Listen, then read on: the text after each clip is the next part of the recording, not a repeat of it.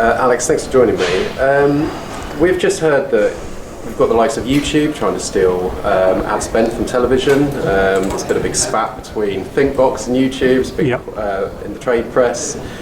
We've also just heard a marketing consultant stand up, tell a group of other marketers that Snapchat is the future of personal television and that's where brands should now live. Mm-hmm. But from your perspective, should TV be worried about these sorts of disruptive platforms? I think TV should be vigilant. I don't think it should be worried. I think the industry needs to remain on top of its game. But I think we need to talk about video more than we talk about TV. And we need to recognise that TV's already done pretty well to migrate viewing and brand awareness to platforms such as, for example, ITV Hub. Catch up in general is something TV's been on top of for 5-10 years now. So TV is not obsolete, but it needs to remain on top of the industry debate. And it needs to be vigilant, but not worried.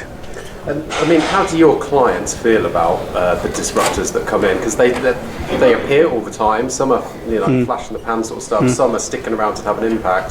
But what does that do for you and your clients? From an investor's point of view, and that's really my framework, from an investor's point of view or a city point of view, it's about backing winners and avoiding losers. But of course, you can't have the reward without the risk. And the risk must inevitably from time to time involve backing losers. Who remembers MySpace, for example, now? Conversely, everybody wants to be associated with the social media platforms that are working really, really well.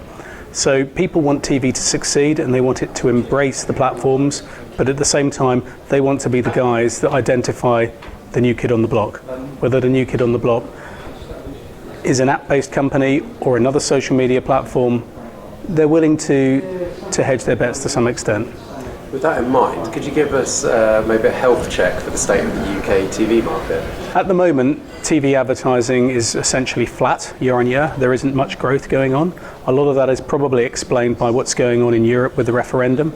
That'll come to a head in the next 2 to 3 weeks. Thereafter, I think TV faces a really important 6 months. In that 6 months, assuming the vote, for example, would be Remain, TV advertising should snap back and should show good growth because the UK economy is okay, the advertising marketplace is pretty good. So all the ingredients are in there for a good second half. But right now, as it stands, the first half has been a bit flat. Frankly, I think that reflects factors which are up in the sky, macro-based, not necessarily to do with TV consumption.